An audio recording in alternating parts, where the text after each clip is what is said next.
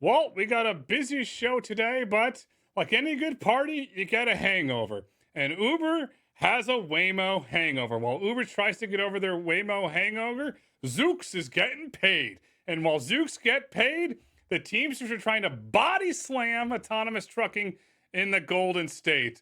Let's start with Uber's Waymo hangover. What did we learn on the call this week? Well, they did talk about, and there was a lot of questions about autonomy, as you would expect. I mean, there was, on the revenue side, things were a little light, not because of bookings. It's, kind of a take rate issue. So nothing that we could say that, hey, they were light because autonomy is having an impact. Remember, still early days, not a lot of cars in their markets to have financial impact on Uber now. But certainly if you're a little light on revenue now before autonomy's really hit, it's not necessarily ideal. What was interesting is they did comment on this $10 billion number. You remember that was the Financial Times piece. So I know that created a hubbub at the time, but I think they're finally just owning this and saying, yeah, obviously we're going to be spending a lot of money. Remember, listeners, this $10 billion is a combination partly of investments in these companies, and I think some of them might need some more investments in the coming year, but also just in the commitment and the number of cars that they're going to purchase. And so that car purchase thing is going to take time, right? They're not buying thousands of cars soon, right? There still has to be technology development and OEM things. So I don't know if I thought it was an interesting call. The stock obviously sold off back down into the 60s. And really the primary issue here is this autonomy overhang that's on the stock. It's a hangover, Walt. It's a hangover. And the reason I'm calling it a hangover, because if you go on X, all the Uber bulls are out there trying to give you a Pedialyte and Gatorade to get over the hangover. It's amazing what's happening to try and cure this Waymo hangover. Yeah, I don't know what the cure is, because again, this gets back to the report we put out last week, and you just look at like what is the market going to look like a year from now, and it's not going to look that much better, right? Waymo is going to just extend that lead in terms of number of cars that are on the road. And again, if you're having success with some of these early partners, they're still not amounting to a lot of cars. This doesn't mean, by the way, that I'm saying that Uber's, out of the running, out of the race, whatever. It's still early days in terms of autonomy.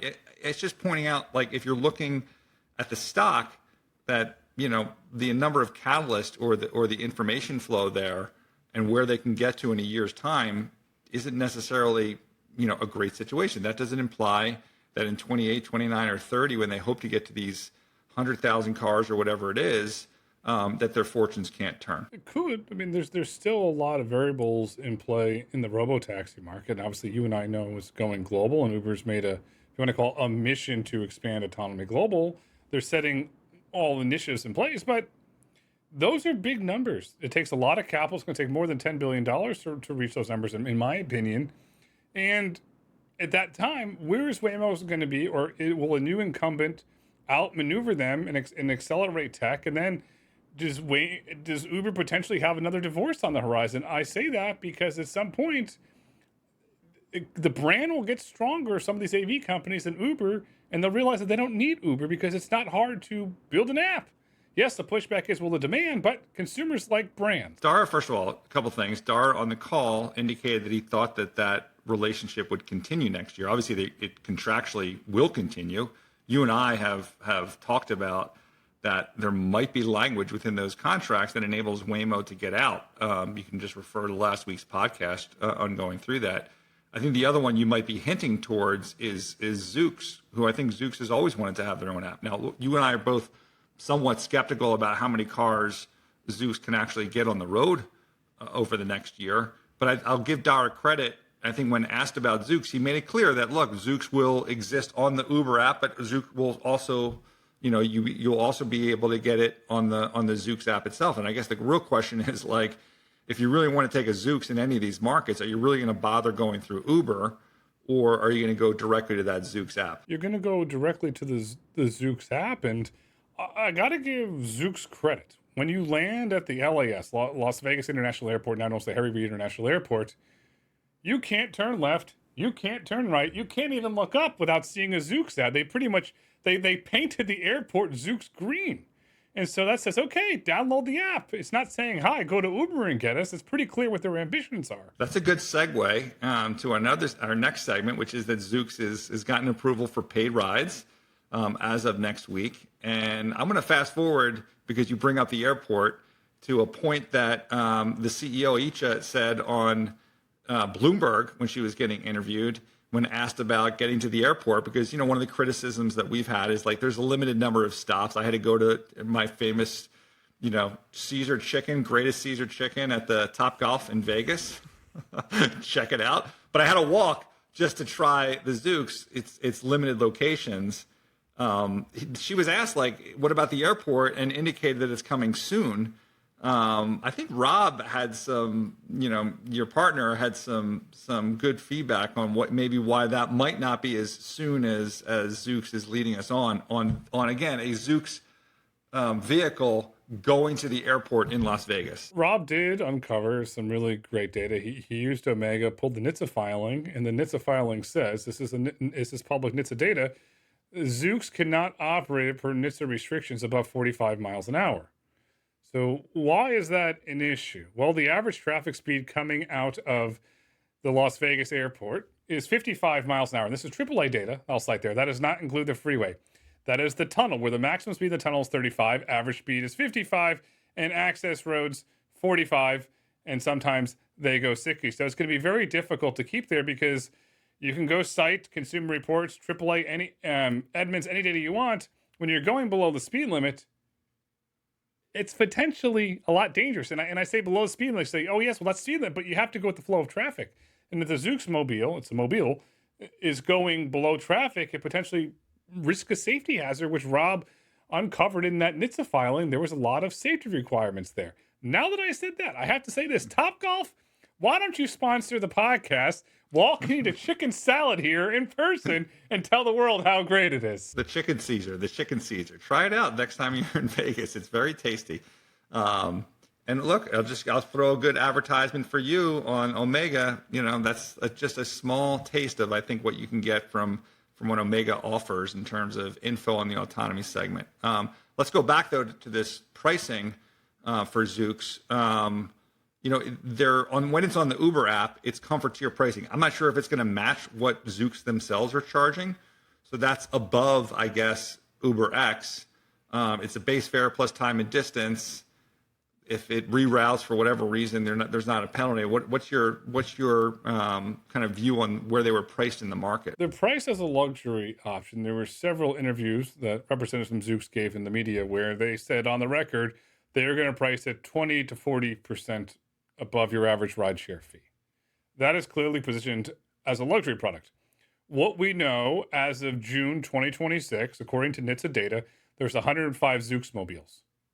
And we had a friend of the show who was in Las Vegas yesterday, tried to get a Zoox, service unavailable. So if you're going to price it as a premium luxury product, you cannot pick your own destination and you have to wait long periods of time. The pricing power is going to evaporate. So I think it's not a comfort, or it's not a luxury pricing. I think it's a tourism pricing. These things, as everyone knows, are kind of funny looking things that you might see at Disney World. I know Grayson doesn't like them. I like the design. It kind of reminds me of a cab, a London taxi, because you have plenty of leg room. I'm a tall guy. You can talk to face someone and talk to them. So I think the pricing's there. And then the other thing I'd say about pricing is, like, I think a lot of times people overanalyze the pricing, these initial pricing, whether it's Tesla or Waymo or Uber. Again, early stage here, they don't have to lean on pricing yet. They don't have to play with pricing. They might do some testing here and there. Wait till they have like thousands of cars in these markets and they're really competing with rideshare, and that's when some of these pricing decisions probably really matter. To your point, waiting 15 minutes for whatever the price is, you're really just paying for, a tourist ride in Vegas. Well, not 15 minutes, hour and 15 minutes. You forgot 60 minutes there. So that's 75 minutes. I have to point that out there. So here's the question. We know Waymo has put out a blog post. They are getting ready to launch service in Las Vegas. Okay. Motional is there. You can already get that on the Uber app. And if you read Elon's X account, the Robotaxi is going to Vegas. What do you think, from your perspective, that's going to do to the pricing power? Does that diminish, or does Zoox continue to stay, as you called it, a Disney World attraction? I think it stays as a Disney World attraction. There's just not enough cars. It doesn't go to enough places. they're just going to maintain that price. They should just maintain that price. I don't think they're going to have an issue, with getting enough demand to fill whatever supply that they're planning on there. So that raises the next question. In this NHTSA document that Omega found and Rob analyzed, 5 cities of service publicly approved, 2 blacked out in the NHTSA document. So we know that they have approval to operate in 7 cities. 105 vehicles for 7 cities. Wait times are not going to get up. How do you think that Zoox is going to deploy the vehicles? Will they just deploy 90+% of them in Vegas just to try and get these wait times down?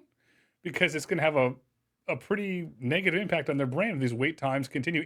And Aisha even admitted the wait times are long in a Bloomberg interview this week, so we're not the only ones talking about it. Yeah, but in that Bloomberg interview, she also talked about how production is ramping up, U.S. production, by the way, and she's counting it by number of vehicles per day versus per week. Wasn't specific with the actual numbers, but just implying that this 100 is just a first start, and that things are really going to start kicking in terms of getting these vehicles off the line. Yes, but I have to be me. There's a risk. I'm very thankful they're made in the United States, but they're made in California, and there is a risk of unionization, which will delay the timeline and push up the cost. But progress. Before we move on, just one last thing. Are we just ignoring the fact that this thing only has a limited number of stops in Las Vegas? I mean, is this true autonomy if it doesn't go to every hotel that's on the strip at a minimum? I gotta say, you had a really great back and forth with Jason. You said, can we go to the Cosmo? And Jason goes, why Cosmo? And then you had a response, and I had to vouch for you. The greatest party at CES is a light shed party, and thank you for inviting me. I was very honored to be there. Met a lot of great folks.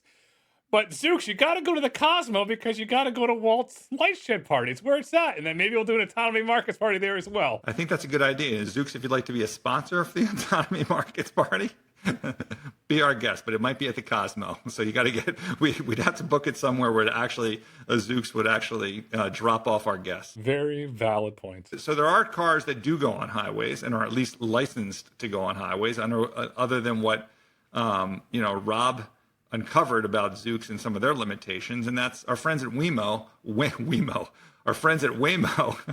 By the way, last week, there was an edit that didn't get edited that someone pointed out when I misspoke. Okay, leave this one in. We're not editing it. We'll do it live. Okay, so Waymo, Freeways are back. And they're returning to Freeways after a 2-month pause because of all the construction zone thing. These are the airport unlock, right? This is the same thing that Rob was pointing out to in terms of Zoox. You're going to have to get on a road that's got 45 miles or more to get to a lot of these airports. There's not many airports where you can just take back roads to get into. So what do you think about this in terms of a progress point? When you said Waymo, and next thing I thought you were going to say Oscar Mayer Wienermobile. I mean, I didn't know where you were going with that. It's a positive. It is a positive step. And for any of our listeners and viewers who have taken the Waymo service from SFO to go down to the valley or to go into the city, you know that it requires highway. And if you've punished yourself, which I have, and you've done surface roads, it's not a lot of fun. So this is a very positive step for Waymo. And they admitted that there was an issue. They corrected it. Nothing happened. And then they're moving on. So I view it as a huge positive. And you're right. It is a giant airport unlock. If you cannot access freeways in the majority of international cities, you're not going to be able to unlock the true benefits and revenue that come with airports. Kind of a quiet week for Waymo in general. Should we expect a new market next week? It seems like they've been quiet. I have to go back to my little scoreboard here to see which Midwest city we should expect them in next. Waymo's been quiet, but I will tease this. Omega's been picking up quite a few new corporate filings around the world. So when and if Waymo decides to expand there and make those public, we'll see. But Omega thinks something's cooking. I love it that there's some more reasons to check out a subscription to Waymo.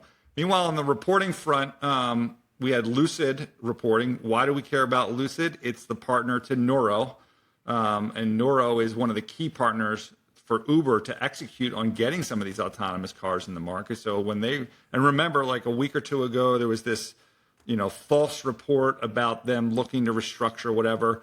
So look, they reported the stock got crushed.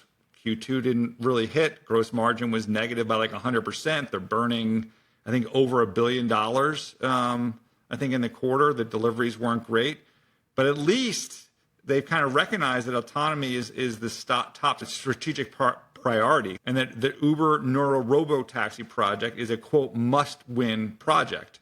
And they put this all now on Lucid Technologies. Hopefully, this isn't part of the a corporate structure where they're putting the Robotaxi in a protected entity while other stuff happens somewhere else. I don't know what the full color on that is, but I think it's at least good and obvious that these guys are focused on working things out with Nuro. I guess my question to you is: it is August, early August.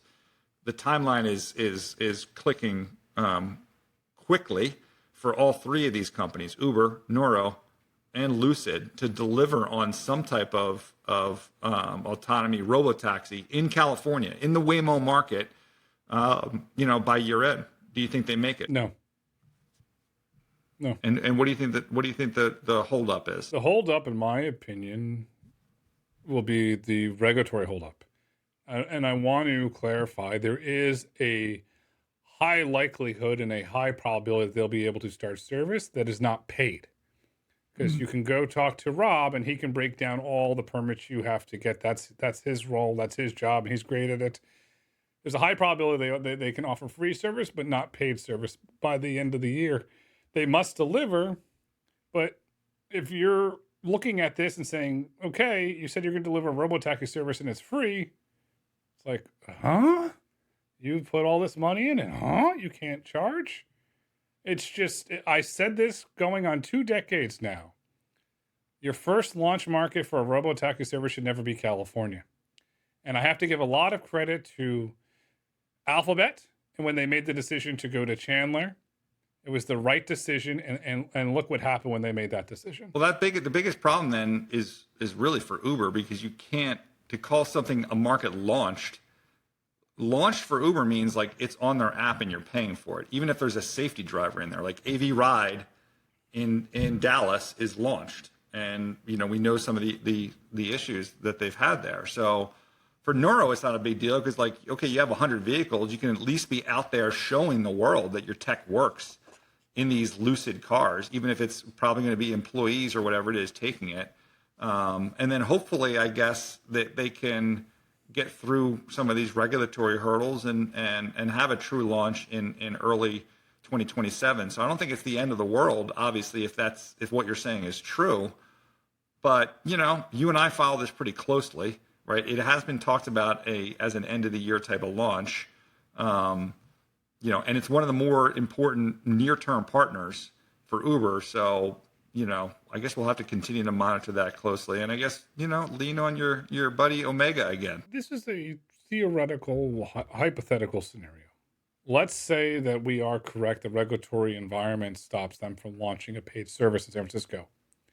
And then you and I are sitting here. We're getting over our turkey coma, getting ready, hopefully, to go to London. And then all suddenly across the terminal, Uber Nuro launch service in Houston. What is the reaction from that if there was a pivot because of the regulatory environment to Texas, where there's a lot clearer path to doing this? They could launch in Texas by the end of the year in Houston if the technology's ready. So I want to put that out there. What would the reaction be? I think the reaction would be very positive for all three of these companies. And you just say, look, we don't need to deal with California. We can get things going, and it doesn't have to be a ton of cars. Like, if you can get something launched in any market, 25, 30 cars launched, ideally with not a driver in there, we'll see, by the end of the year. I don't care whether it's California, Houston, or, wherever, Peoria. Get something on the tape. And then you kind of move forward to, is Lucid getting to that point where they can start this program to get to the 35,000 units, which would be huge for Lucid as a company, obviously huge for Nuro and getting to their next, kind of wave of expansion. And obviously a big positive for Uber as well, where there's, like I talked about before, like not a lot of, scale progress that is likely over the next 12 months. You're right, because if Lucid can figure out the business, figure out the manufacturing, and hit the manufacturing targets, Uber has a very clear line of sight to vehicles. And as you and I know, That's one of the most difficult things that happens in this industry. Let's put this in context one more time. 35,000 car program. The deliveries that Lucid had in this quarter was 4,000, right? So this is, this is a big deal for Lucid. I think they get that. So we wish them the best. And obviously, as that production line gets going, would love to visit it. Love to visit it. And then I'll ask this question here for the record. At some point, does Lucid just become a contract manufacturer for robotaxis and shut down the sedan and gravity business? That's something to watch. We'll have to say. Let's move on to another. I want to touch briefly on this. DoorDash, which doesn't move people around, it moves products, food, reported. Now, here's a company, very smart management team, announced like last year about investing in technology and autonomy. The stock, I think, was challenged by that because obviously investment, which is what you should do. Sometimes some type of investors don't like that, but I think you and I are certainly believe in the future of autonomy. I mentioned this before on this call. We do these calls. There's the earnings call, and then they do a call with analysts afterwards. And I get on these calls, and what was surprising is just the lack of optimism or potential that I saw for autonomy for food. I'm just curious, Grayson, from your standpoint, do you think food? Let's just talk about food, not the other things, the other products that they deliver. And, let's go beyond Serve and beyond the Door Dots or whatever the robots are that DoorDash has, because they also have a partnership with Waymo, right? Where people are putting cars in the trunks of Waymos. Is this a realistic market over the next 5 years? Yes, absolutely. And I'll tell you the reason. And I'm not dunking on anybody, but I'll tell you the reason, and it hasn't been discussed outside of wonky policy circles. Rob pointed this out. When you start doing delivery, you're starting to cut down on deadhead miles. And that helps you from a regulatory standpoint in certain localities. That is the big thing to watch there. So when you're delivering food, you're cutting down on deadhead miles. That's a positive regulatory. Now that we have that said, from a consumer standpoint, I love it. I don't have to talk to anybody. I can just go out. I can hit the open button on my phone, get the food out of the burrito out of the back, go in the house. This is great. To me, yes, it makes sense. I don't want to have to talk to anybody, and then you don't want to feel bad. Oh, I don't have any cash. How do I tip the person? Because I got news for you. America has tipping fatigue. I mean, the cost fatigue as well. I mean, you look at what Uber Eats and DoorDash are charging you for delivering of some of this food. The costs are high. Now you can amortize what could potentially be a purpose-driven or purpose-built vehicle.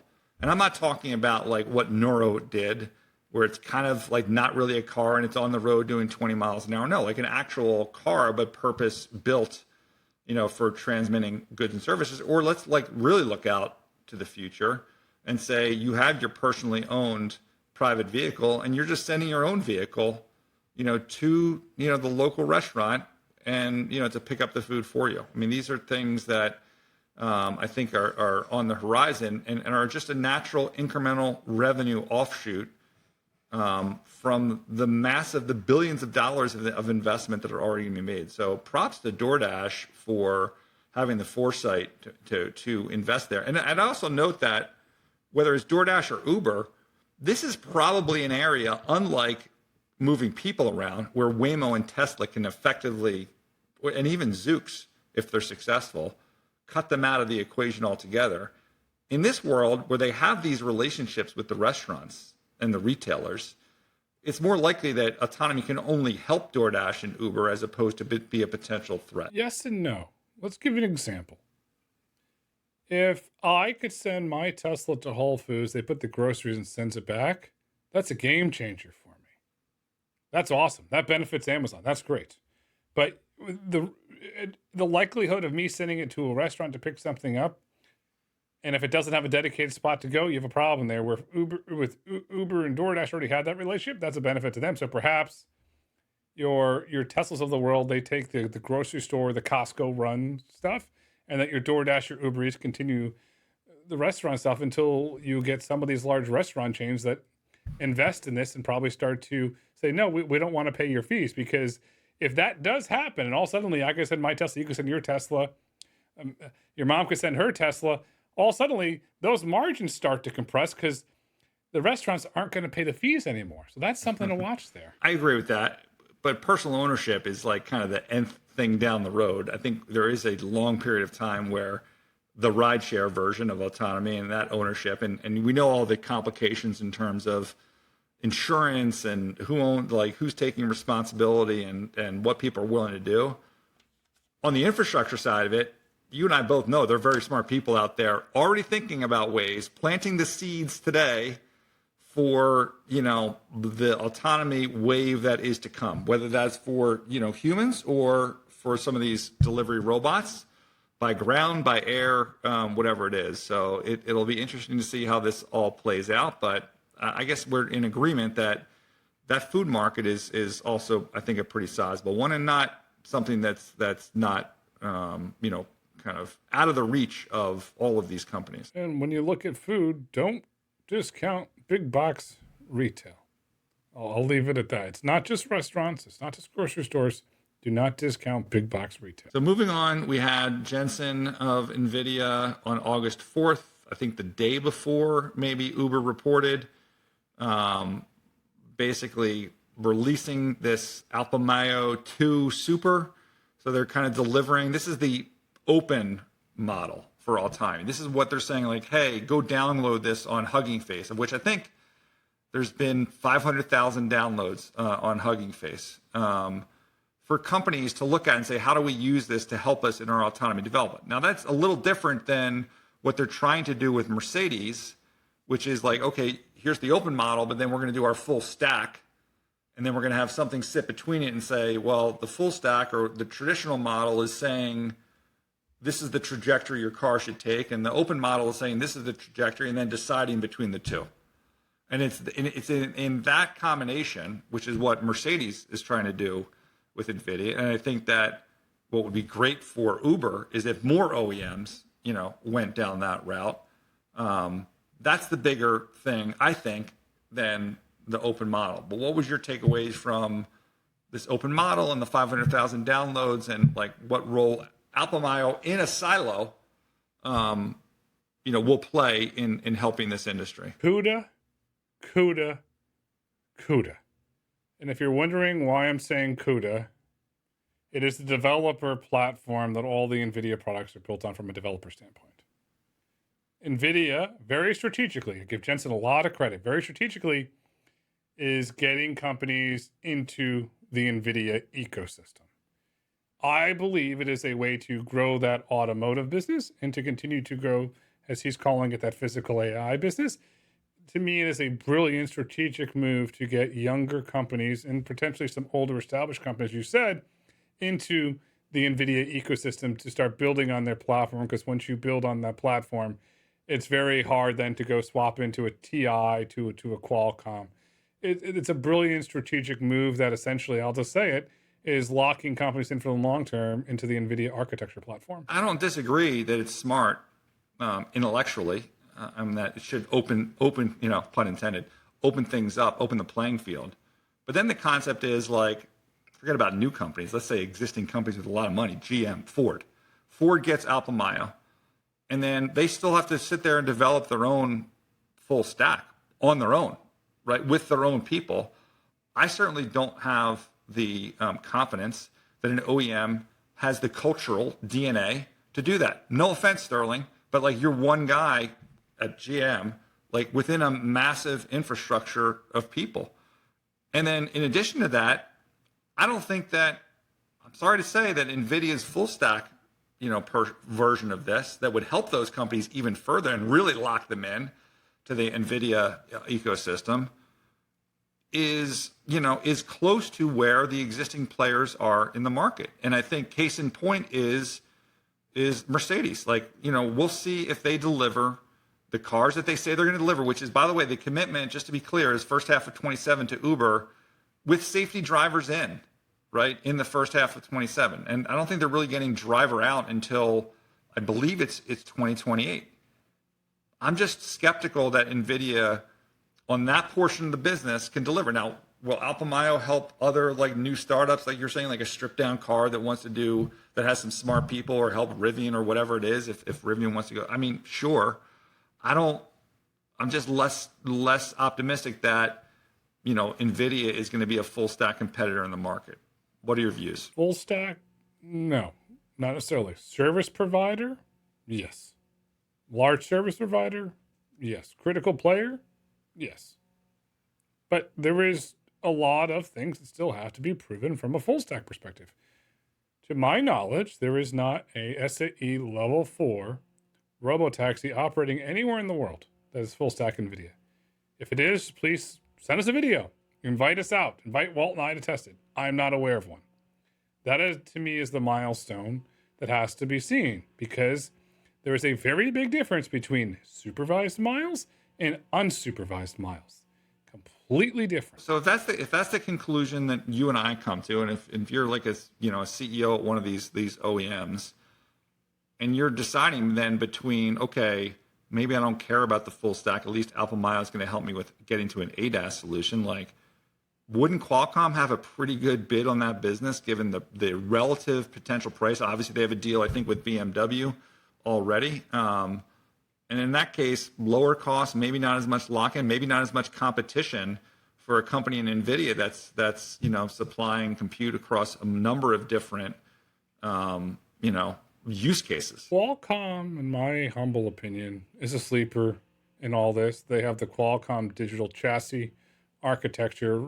I would encourage the listeners and viewers, read the developer docs. Go through the developer documentation that Qualcomm has published publicly. It's impressive. And you and I know, Walt, that Qualcomm has a very healthy L2 business, L2 plus business. And I've said this on the record, and I'll say this again. First step for Qualcomm, I think they knock out a big chunk of Mobileye's business. Eventually, over time, I could see Qualcomm, depending on the development of the Snapdragon digital chassis, becoming a player in licensing an L4 system. Well, we look forward to hearing developments from BMW with Qualcomm, and more so from Mercedes. Again, on the clock, time is moving quickly. I'd like to get in one of those cars and see it. I know Dar has done some rides, and Jensen's done some rides, I think, in these things. So would love to try that out. Let's move on to some regulatory stuff in trucking. Aurora's been making some noise. They're trying to get to driver out and signing up some customers. And then most of this stuff is, by the way, in Texas. So let's make that clear. So back in California, the Teamsters of California now sued the DMV in an Alameda Superior Court to repeal what were some, new regulations that were proposed. And they were threatening all kinds of stuff. I think specifically Aurora might have been cited in the complaint, maybe not specifically by name, but talking about a 1,000-mile driverless run. I mean, obviously this is all about protecting jobs relative to the safety, given the type of drivers that some of these companies are now approving, especially in California, to get in these trucks and putting, people's lives at risk on the road. By the way, even if this doesn't happen, if Becerra wins this election, isn't going to reverse these DMV rules anyway? So, like, what do you make? You're an ex-California, what would I call you, Politico? Tell us what all this means. Is it all noise, or is this a true risk for autonomous trucking? I don't know what it really means. California's closed for business. And on the light shed side of things, your partner, Rich Greenfield, has done a brilliant job covering the Paramount Warner Brothers merger, the Netflix drama, and now the Attorney General drama at the state level with the lawsuits. And now you're seeing the Teamsters are suing in California to stop driverless trucks. Why the fuck would anybody want to do business in the state of California? The state might as well hang a closed for business sign on there, because that's what this says. There is, yes, you're giving the pushback on the size, and I'm sorry, Mrs. Piecyk, for swearing, but that's how I feel. The pushback of the freight market, is this worth the headache? No. This is a tactic, and I'm not going to say the reason why this tactic is being used. You can reach out to me, and I'll explain all the nuances to you. But this is par for the course in California, and California is not the home of the innovation economy. California is the home of the nanny state. Now, there was something that showed up in my replies, asking Grok to explain a commerce clause, and basically was indicating that there's some federal kind of preemption that could occur here. Did you read that, and is that possible? There is a bill currently going through the House that would preempt the nanny state. Oh, here goes the Attorney General. He's gearing up, taking notes. Yes, you're going to be preempted. And oh, by the way, while I'm at it, Ellison should move to Texas. That's what he should do. I pressed your politics button and you're going bananas. So the answer, I think, sounds like there'd be years of litigation, and this is a frustration on certain states. I think my mom would probably agree with you on that topic, but maybe not in the same words. Mrs. Piecyk, I'm very sorry for the language. I get heated up on this because this economy is built on free market principles, not regulatory capture in doing favors for political donors. That's not how things work. Let's move on to one of my mom's favorite topics, Tesla. She loves, hearing about and knowing and is really desperate to get her own Tesla to drive her around because she's no longer enabled to drive. So she really wants full autonomy to happen for herself. But there was a story, I think it was the Wall Street Journal, talking about executives preparing for a separation of the China business ahead of the SpaceX merger. Obviously, Elon immediately attacked them, called it fake news. But I think what's interesting, though, is it kind of makes a little sense, though, doesn't it? I mean, the SpaceX has a lot of government business, and the Giga Shanghai, which builds, I think, about half of all Teslas. So I don't know, everyone seems to think we're headed to a merger. Obviously, given SpaceX's, at least in the near term, has struggled. We'll see if this really holds. Raising capital is going to be a very important part of this business. Seeing these two companies combine and realizing some of those truly vertical synergies would be a positive. Do you think that merger can happen with the China business, or would they have to get rid of it? I'm going to defer to you because this is, to me, is a telco corner, and I'm going to defer to you based on the comments that were made on the SpaceX earnings call around telcos. So I'm going to defer to you on whether it has to be spun out. If there is to be a merger, I'm not going to give a prediction one way or another on a merger. I'm unsure. All I'll state for the record is that I own a Tesla and it works. I own a Starlink and it works. And I'm a happy customer. With that said, I'm turning it back over to you. Well, I'm going to say this. Sometimes Elon may call something fake news, even though it might not be fake news, but then it becomes fake news because he's like, well, screw this. I'm just not going to do it as a result. But you have to take, I think, to a certain extent, the CEO at their words. I just think it's a string worth pulling, even if it doesn't happen. Does this become a complication for that transaction? Because, defenses, that's a huge revenue. But there's a lot of things that I picked up in this quarter. I'm not going to go through it on Autonomy Markets on the SpaceX quarter, that positive things that are happening, Grok AI and the space, and especially on the connectivity side. You have to tune into the Lightshed podcast for that one. But it's an interesting concept if this kind of belief of this ultimate combination happens. By the way, meanwhile, they just announced, again, getting back to where jobs are welcome, Texas, open for business, that the Terafab is going to be built in Texas. Not surprising. The plans for it look pretty amazing, and it should look, like it's going to be pretty good. So these companies are going to obviously be working together in some shape or form, whether they merge or not. Absolutely. Texas, open for business. David Ellison, move to Texas. Call Governor Abbott. Bring the business there. It's good stuff. Okay, let's go. Let's leave the U.S. This is not the foreign autonomy desk, but let's talk about London, which we are hoping to visit, to hop in some cars there before the end of the year if things work out. But our friends at Wave just got some clearance. They have a TfL license. What is this? Tell us what happened in London. You're you're kind of on top of this once again with Omega. Oh, thank you. So the TfL for hire license is TfL Transport for London. What that means is that Wave can legally move paying passengers with a driver or a safety driver. FT reported, and also the BBC reported, the Telegraph reported, that the permit is for 15 vehicles. In order for Wave to remove the driver and launch a true robotaxi service, whether on Uber or not, I said it, it comes down to something called an APS permit. It stands for the Automated Passenger Service Permit. That is the key in every relationship in London, is the APS permit.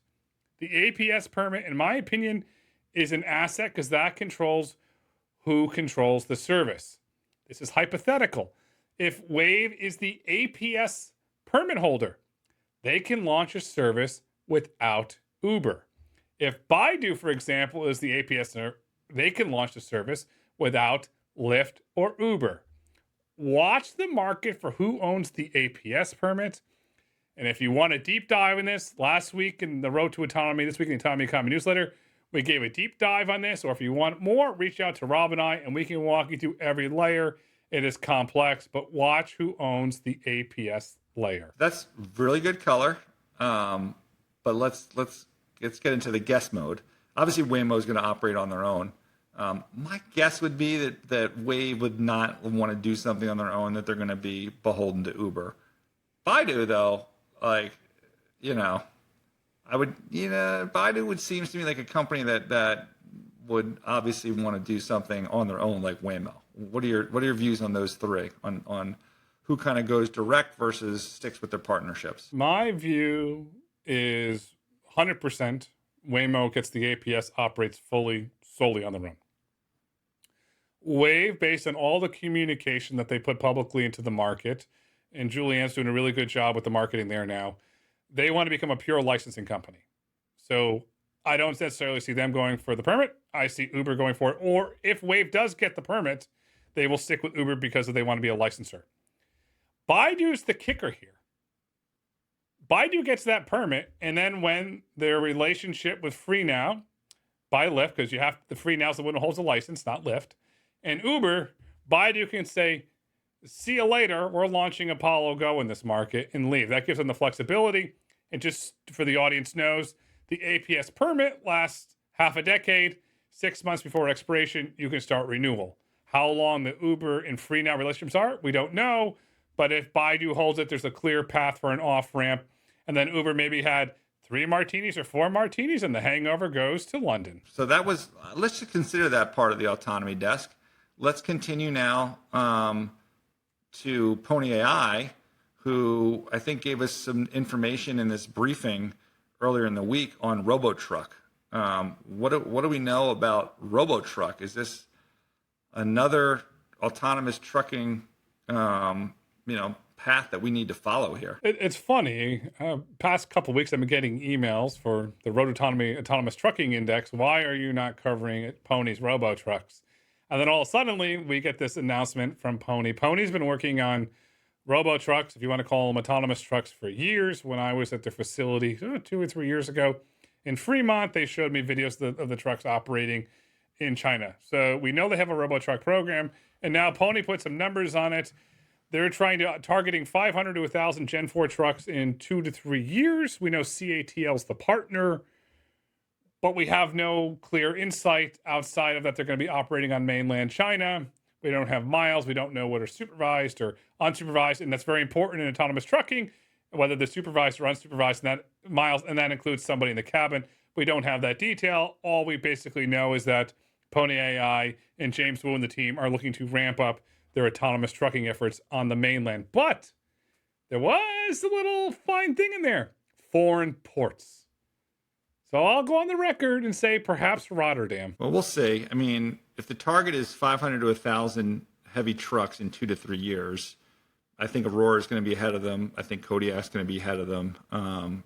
So I don't know if that's kind of leading edge. And then if it's China, like labor costs there and insurance costs and things, not exactly the most attractive market to operate in. So I would hope that your Rotterdam or whatever you just said would be happening. But, I'm sure they're on the radar, but I think they're kind of far down on the radar based on the other companies that are in the mix here. I think I'd be more optimistic seeing like Tesla's Semi than Pony AI delivering 1,000 trucks in the next 3 years. I agree. And as the market knows, there's opaque data in China. Tesla Semi is the very interesting one to watch. Matt McClellan from Covenant Logistics has tested it, written in it. Our friend David Moss has written in it. They both love it. Matt said for Covenant, it worked great. So I say this for the record. I think Tesla Semi is a sleeper. The Tesla folks, Walt, myself, and Rob, we'd love to go visit the Semi factory in Reno. Giga was cool. Would love to cap it off visiting Semi. And I've never been to Reno. I like to travel to a lot of places, so just give me a reason to go to Reno. I've heard positive things. Have you ever been there? I have been there. It's the biggest, smallest city in the United States. I have been there. Okay. Well, let's get there. All right. So what do we have for next week? We have Zoox, hopefully with their paid rides on August 10th. And I'm sure our listeners will give us some videos and some feedback on how that's going. Are you flying out to Vegas, or are you going to do a quick field trip out there to be the first fare? Or maybe our buddy David Moss will head to Vegas and be the first fare in Zoox. David, I know you listen. Can you get to Vegas and be the first fare on a Zoox? David is currently in Vegas. He was posting videos in Zoox last night. But I thought about it. I said to Rob, I said, do you want to go to Vegas?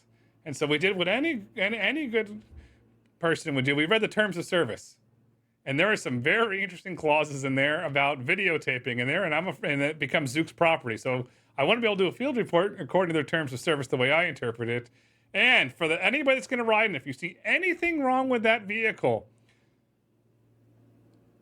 I would suggest you read the terms of service, and you know exactly what I mean. I would suggest you read the terms of service before you even ride in it. That's all I'm saying. That's not advice.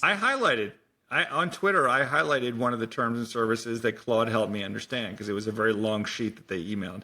Also, next week, we have Nebius, who owns AV Ride. They have their earnings call. Who knows whether they actually mention what's going on at AV Ride. It seems like they're more focused on the Neo Cloud or whatever you want to call it. We Ride, a company that we've said very positive things on this podcast, has their earnings call. Lyft. Obviously, want to get some update on what's going on at Nashville. They report tonight, actually. So this is occurring this week, but we won't talk about it until next week. And then, what else? I think just getting ready for our big Dallas trip. We got a lot of field trips: Dallas, London, California, Vegas, and hopefully Reno on the list. If you're out there in the autonomy industry and you're in a city we haven't listed, let us know. We want to come see your operations. Especially anyone in Dallas. Yes, we want to come see you and do field reports, inspect, and just have open conversations about what you're building. And also, tonight, after we record, Kodiak's reporting, so we're going to have a lot of stuff to go through next week. And each and every week, I got to tell you, when we first started this, you and I were debating, is there enough stuff to talk about every week? Should we do every 2 weeks? And now we made the decision to go every week. And lo and behold, we're rewarded because autonomy keeps on chugging along. Autonomy is becoming an economy. The future is bright. The future is autonomous. The future is unsupervised. Walt, until next week.